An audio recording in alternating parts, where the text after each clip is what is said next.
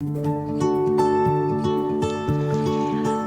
बच्चों, स्वागत है आपका न्यू कैरियर इंस्टीट्यूट के इस यूट्यूब चैनल पर। मैं हूं दिनेश सैनी। आज आपके लिए लेके आया हूं अपने 12th का बहुत ही शानदार टॉपिक प्रकाशिकी, जो IIT जी और नीट की दृष्टि से देखें तो भी बहुत ज़्यादा इम्पोर्टेंट रहने वाला है। चलो बात करते हैं अपन प्रकाशिकी से।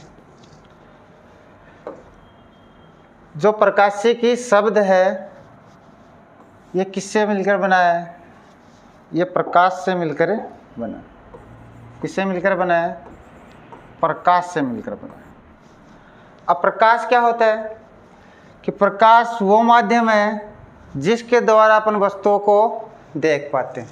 प्रकाश क्या होता है? जिसके द्वारा अपन वस्तुओं को देख पाते हैं। या अपन इसको क्या बोल सकते हैं, जो मैक्सवेल ने विद्युत चुंबकीय तरंगों का सिद्धांत दिया था, या विद्युत चुंबकीय जो तरंगें बताई थी, जो विद्युत चुंबकीय तरंगें हैं उनका जो दृश्य भाग होता है, उस दृश्य भाग को क्या कहते हैं अपन? प्रकाश कहते हैं। विद्युत चुंबकीय तरंगों का जो दृश्य भाग होता है उसको अपन प्रकाश कहते हैं।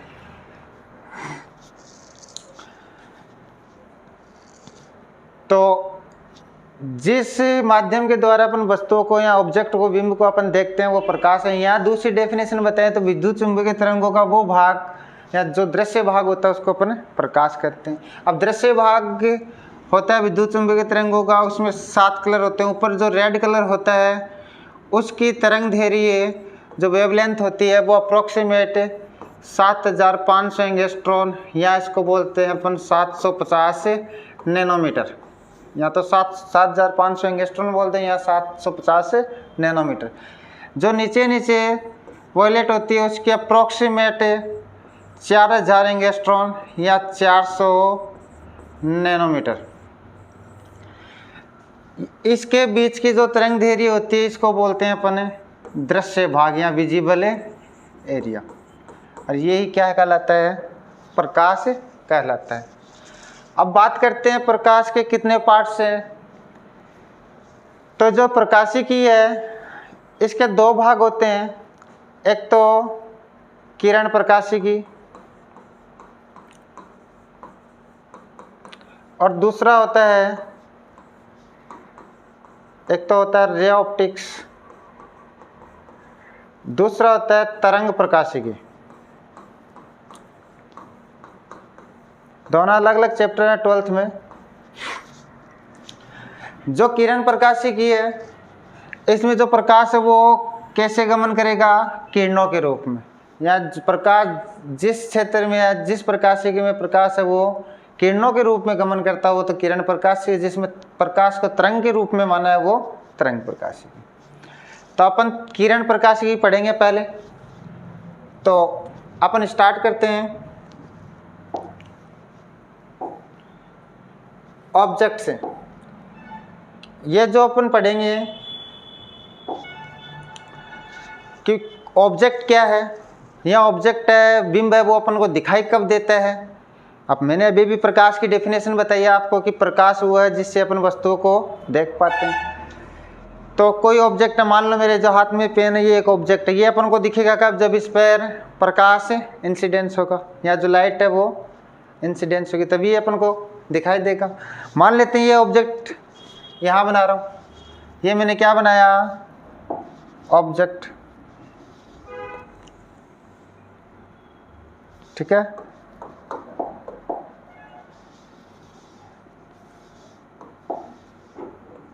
ये हो गया ऑब्जेक्ट। 5 कंडीशन बना रहा हूँ मैं इसकी। एक यहाँ ऑब्जेक्ट ले लिया और एक यहाँ ऑब्जेक्ट ले लिया। एक ऑब्जेक्ट ये ले लिया और एक ऑब्जेक्ट ये ले लिया, बिंब। अब ये मान लो यहाँ कोई प्रकाश का सोर्स है और इस प्रकाश के सोर्स से कोई प्रकाश इस प्रकार से इस ऑब्जेक्ट पे इंसिडेंस हो रहा है। ये अपना क्या है? ऑब्जेक्ट है, बिंब है।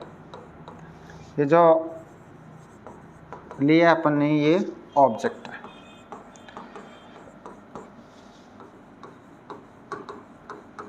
पांच कंडीशन बनाई है मैंने, ठीक है। अब किसी प्रकाश के सोर्स से इस ऑब्जेक्ट पे कोई किरण है वो आपतित हो रही है, मान लेते हैं यहाँ से प्रकाश इस पर आपतित होने वाली किरण है वो 100%। अब पहली कंडीशन कि या तो ये जो अपने पास इस सरफेस से टकरा के इस प्रकार आएगी,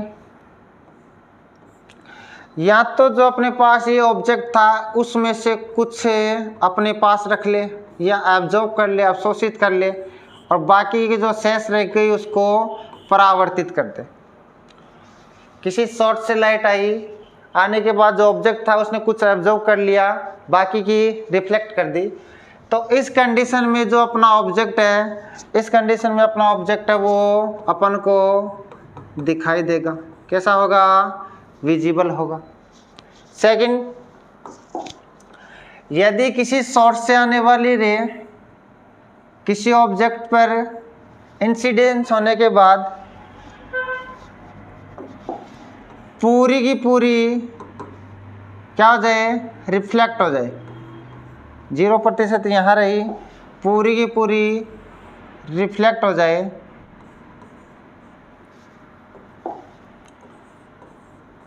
तो इस टाइम पे ऑब्जेक्ट ने प्रकाश का कोई भी जो पार्ट है वो रखा नहीं, पूरी की पूरी क्या कर दिया? रिफ्लेक्ट कर दिया।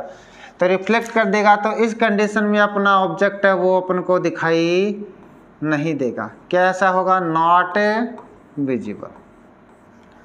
थर्ड कंडीशन, ये जो अपन ने ऑब्जेक्ट लिया था, इस ऑब्जेक्ट पे आने वाली रे इंसिडेंस हुई, इंसिडेंस होने के बाद पूरी की पूरी क्या हो गई? यहाँ इस ऑब्जेक्ट ने उसको एब्जॉर्ब कर लिया, यानी जो रिफ्लेक्टेड है वो कुछ भी नहीं है, 0%। तो इस टाइम पे जो अपना ये ऑब्जेक्ट है अपन को, ये अपन को ब्लैक नज़र आएगा। कैसा दिखाई देगा? ब्लैक दिखाई देगा। फोर्थ कंडीशन, ये जो अपना ऑब्जेक्ट है ये यदि कोई रफ हो, ऑब्जेक्ट कैसा हो अपना?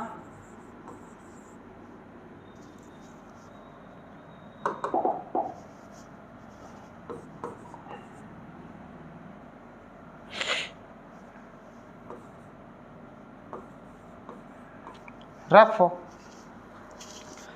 तब इस ऑब्जेक्ट पे आने वाली रे यहां इंसिडेंस होने के बाद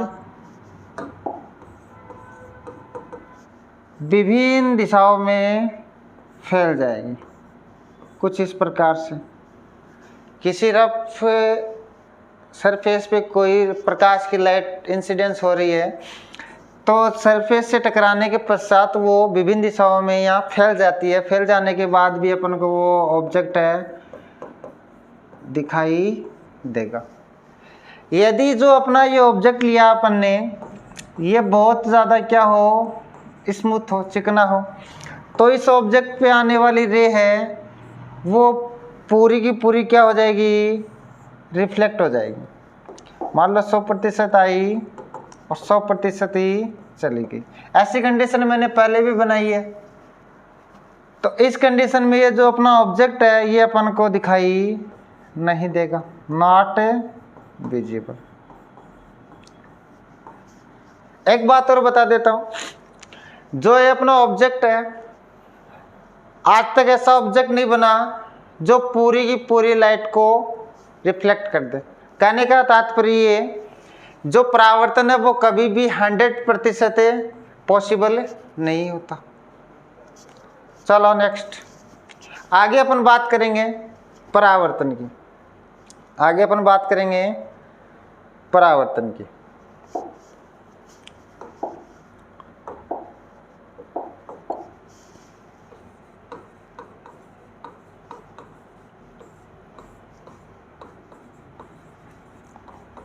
रिफ्लेक्शन, परावर्तन क्या होता है, कैसे होता है? मान लेते हैं कोई सरफेस है, इस सरफेस पर कोई रे इस प्रकार से आई, यहाँ टकराने के पश्चात इसी मीडियम या इसी सरफेस के अलॉन्ग वापस से चलेगी। ये कोई सरफेस अपने पास इस सरफेस पे आई, सरफेस से टकराई, वापस उसी दिशा में चली गई। तो परावर्तन की डेफिनेशन क्या बताएंगे कि आपतित किरण किसी पृष्ठ से टकराने के पश्चात वापस उसी दिशा में लौट जाती है, तो इस कंडीशन को कहते हैं अपन परावर्तन, रिफ्लेक्शन। कि कोई किरण टकराने के पश्चात वापस से उसी पथ में या उसी दिशा में वापस से लौट जाती है, तो उसको कहते हैं अपन परावर्तन। जहाँ अपन सरफेस बनाते हैं या जो सरफेस होता है, इंसिडेंस रे और सरफेस, जो इंसिडेंस रे है वो सरफेस के जिस बिंदु पर इंसिडेंस होती है उस पॉइंट को अपन कहते हैं इंसिडेंस पॉइंट। इस पॉइंट के परपेंडिकुलर अपन को एक नॉर्मल बनाना होता है, ये मैंने बना लिया। ये जो नॉर्मल है और जो ये इंसिडेंस रे है, इसके बीच जो एंगल बनेगा वो इंसिडेंस एंगल, इसको डिनोट करते हैं कोण आई से। ये जो रिफ्लेक्टेड रे है,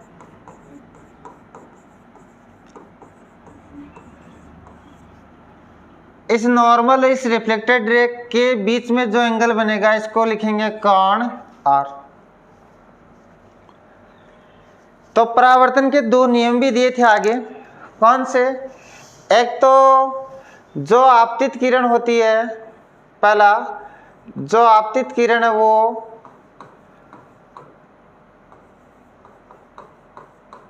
अभिलंब जो नॉर्मल बनाया था, और जो रिफ्लेक्टेड रे है, जो परावर्तित किरण है,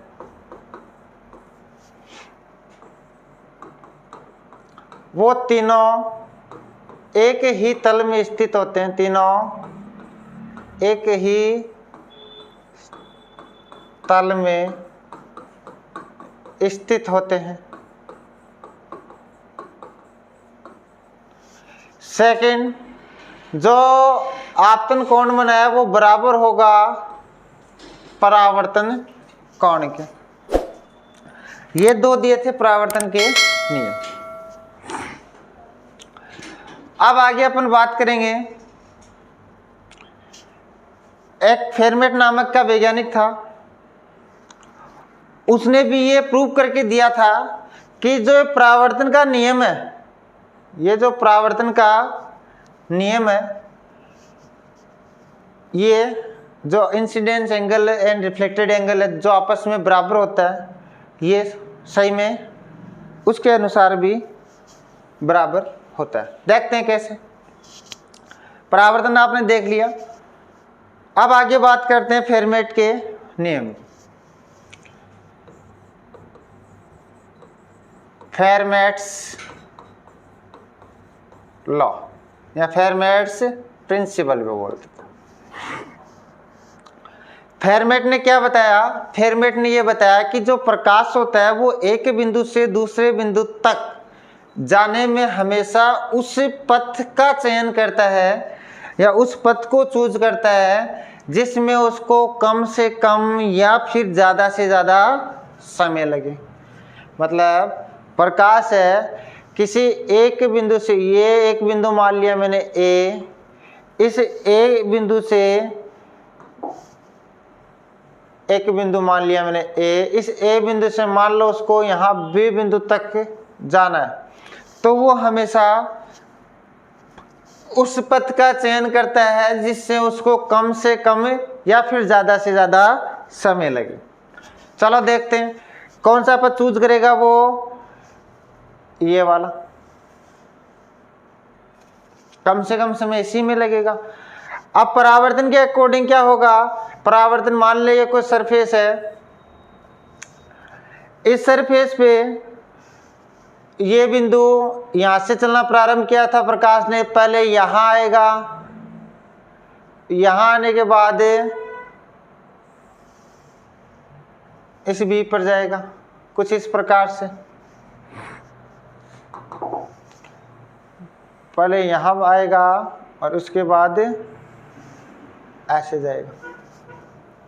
ठीक है, इस बिंदु को मान लिया मैंने P।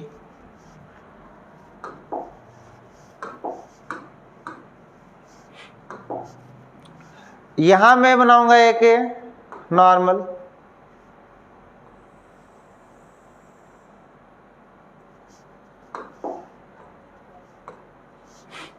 ये बना लिया मैंने एक नॉर्मल। जो इंसिडेंस रे है और नॉर्मल के बीच में एंगल R, और ये जो अपन ने नॉर्मल बनाया इसके बीच का एंगल हो गया कौन, I। ये जो नॉर्मल और ये जो रिफ्लेक्टेड रे है इसके बीच का एंगल हो गया कौन, R। ठीक है, अब देखो आगे मान लेता हूं इस सरफेस से इस A की जो हाइट है वो मैंने मान ली, इसको लिख लिया H1।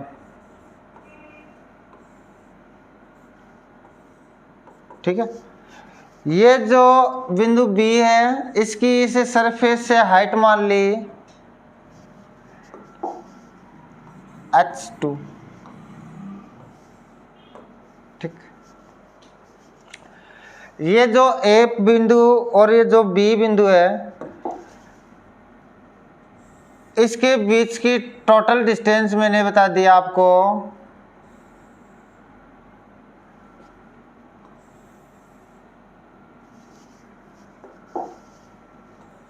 D। ये जो P बिंदु से A तक की डिस्टेंस है इसको मैंने बता दिया x। तो ये वाली डिस्टेंस कितनी हो जाएगी, ये वाली हो जाएगी D माइनस का x, टोटल D, ये x कम हो गया तो D माइनस का। अब पहले देखो अगर मैं इसको और बढ़ाऊं आगे,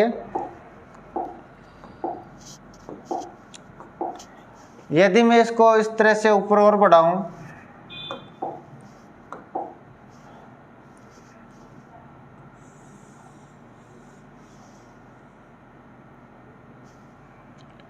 ये देखो तो ये आपको एक ट्रायंगल नजर आ रहा है, ये वाला। इस ट्रायंगल में यदि अपन साइन आई निकालें, एंगल आई है, तो इस ट्रायंगल से यदि मैं साइन आई निकालूं तो साइन आई, साइन क्या होता है, लंब बटे कर्ण। लंब कितना होगा, थीटा के जस्ट सामने वाली जो भुजा होती है वो लंब। लंब देखो ये लंब, तो इसको भी मैं क्या बोल सकता हूँ, अक्ष। तो लंब हो गया इसका अक्ष, डिवाइड बाई कर्ण। कर्ण A से P तक। अब A से P तक की ये जो डिस्टेंस है ये कर्ण, ये कैसे आएगा, ये इस वाले ट्रायंगल से निकाल लेंगे। देखो आधार दे रखा है, लंब दे रखा है, कर्ण आ जाएगा। कर्ण बराबर अपन जानते हैं आधार स्क्वायर प्लस लंब स्क्वायर का अंडर रूट। आधार स्क्वायर अक्ष का स्क्वायर प्लस लंब स्क्वायर H1 का स्क्वायर का अंडर रूट, ये आ गया कर्ण। इसी प्रकार इस ट्रायंगल से निकाल लो। इसी प्रकार इस ट्रायंगल का क्या हो जाएगा, अंडर रूट H2 का square plus D minus x का स्क्वायर। कोई दिक्कत नहीं, चलो आगे। तो x अपॉन कर्ण कितना, under root x square plus H1 का स्क्वायर। इसको इक्वेशन नंबर A देता। अब ये जो ट्रायंगल लिया अपन ने, देखो ये वाला, इस वाले ट्रायंगल से यदि मैं कोण R निकालूं या साइन R निकालूं तो साइन फिर से क्या होगा, लंब बटे कर्ण। लंब कितना उसका, ये जो एंगल के सामने लंब, लंब कितना D माइनस x, लगभग बराबर है उसके। तो लंब हो गया डी माइनस का एक्स डिवाइड बाई उसका कर्ण है डी माइनस एक्स का स्क्वायर प्लस h2 का स्क्वायर हो गया। इन दोनों को कंबाइंड इक्वेशन दे दी मैंने ए नंबर।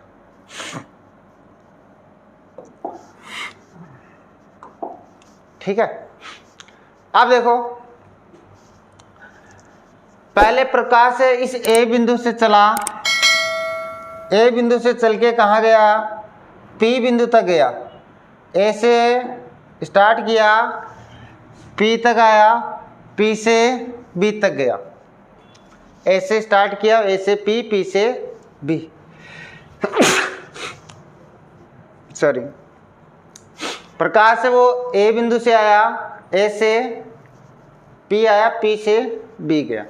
तो देखो उसको टोटल टाइम लगेगा, टी टोटल लगेगा कितना, पहले तो टाइम लगेगा कहाँ से, ए से पी तक का, पहले ए से पी जाएगा, फिर प्लस टाइम लगेगा पी से बी तक, इतना टाइम लगेगा। अब अपन फॉर्मूला जानते हैं, क्या फॉर्मूला होता है याद हो तो, समय बराबर अपने पढ़ा है दूरी बटा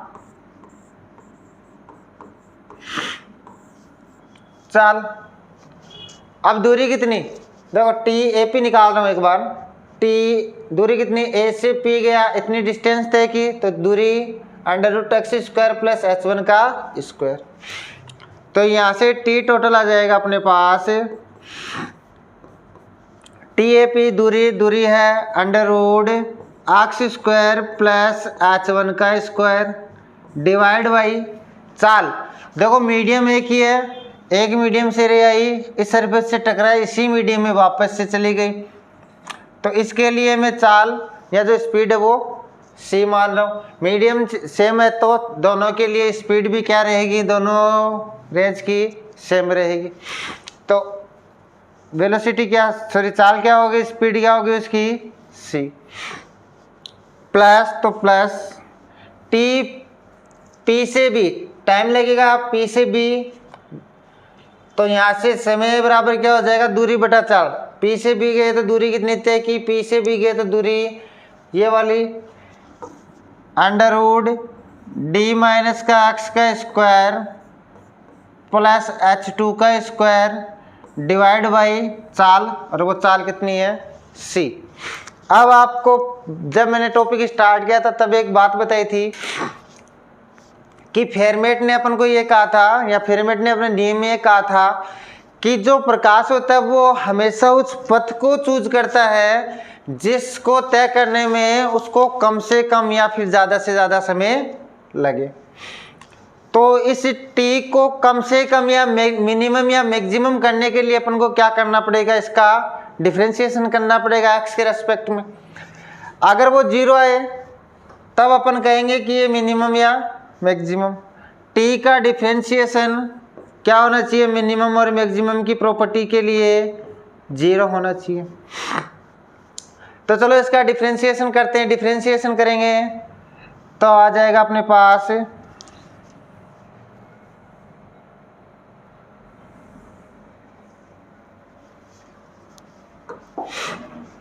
डिफरेंशिएशन करते हैं d/dx T total equals to, इसका करते हैं a+b के रूप में है। पहले इसका करेंगे, ये 1/c दोनों में है, कांस्टेंट है, बाहर निकाल लिया मैंने। पहले अंडर रूट का, तो अंडर रूट का क्या होगा 1/2 under root x² plus h1 का स्क्वायर करके देख लेना चाहिए। जैसे बता देता हूँ, x की पावर या x अंडर रूट में x है तो इसको अपन क्या लिख सकते हैं, x की पावर हाफ लिख सकते हैं। x की पावर हाफ या x की पावर जो है ना उसका फॉर्मूला लगाएंगे, x की पावर n का डिफरेंशिएशन क्या होता है n इंटू x की पावर n-1। तो यहाँ n की जगह 1/2 है तो 1/2 पुट करो, 1/2 x 1/2 माइनस का 1, तो क्या हो जाएगा ये हाफ x की पावर माइनस का 1/2।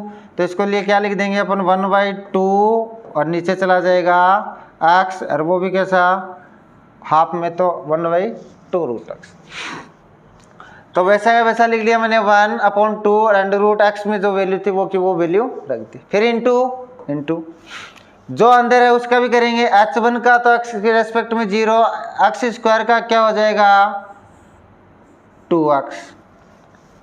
फिर प्लस है तो प्लस लगाएंगे, वापस ये सी तो बाहर आ गया। अब अंडर रूट का फिर से करेंगे तो क्या हो जाएगा 1/2 d माइनस का x का स्क्वायर प्लस h2 का स्क्वायर। अब अंदर चलेंगे, अंदर h2 का तो 0, इसका क्या हो जाएगा 2d माइनस का x, पहले घात क्या करेंगे, फिर अंदर चलेंगे, फिर d का 0 माइनस x का -1 इक्वल 0। इक्वल कितना आना चाहिए 0।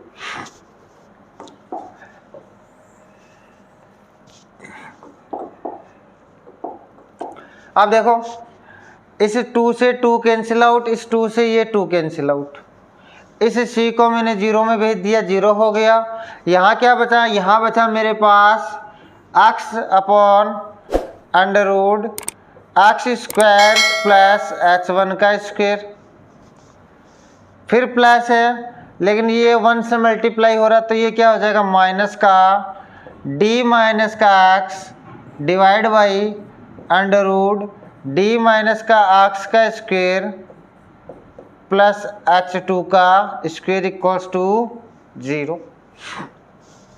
इस टर्म को उठा के 0 के इस साइड में ले आओ, क्या हो जाएगा x upon under root x का स्क्वायर प्लस h1 का स्क्वायर बराबर है किसके d माइनस का x divide by under root d minus का x का स्क्वायर प्लस h2 का स्क्वायर। अब मैंने इक्वेशन फर्स्ट एंड सेकंड बताई थी, ये बताई थी। अब वहाँ से यहाँ यूज करेंगे using equation A in above equation. देखो इक्वेशन ए में चलो x upon under root x square plus h1 का स्क्वायर किसके बराबर है साइन आई के। ये d minus x under root d minus x का स्क्वायर प्लस h2 स्क्वायर किसके बराबर है साइन आर के। तो इसकी जगह अपन रख लेंगे साइन आई बराबर है किसके साइन आर के। यहाँ से अपन क्या कर सकते हैं कि आई इक्वल्स टू क्या है आर है, जो क्या था परावर्तन का सेकंड नियम था, परावर्तन का रिफ्लेक्शन से सेकंड लॉ। तो इस प्रकार फेरमेट ने परावर्तन के अपवर्तन का भी दिया था। जब अपन अपवर्तन पढ़ेंगे तब अपवर्तन का भी बता दूंगा कि अपवर्तन के लिए भी फेरमेट ने नियम दिया था और परावर्तन के लिए भी फेरमेट ने नियम दिया था, जो तो अपन ने सॉल्व कर लिया, परावर्तन पढ़ा। जब अपवर्तन पढ़ेंगे तब उसको भी अपन सॉल्व कर लेंगे, कोई दिक्कत नहीं। चलो आज के लिए इतना ही, बाकी जो आगे का टॉपिक होगा आगे वाली क्लास में कंटिन्यू करते रहेंगे। धन्यवाद।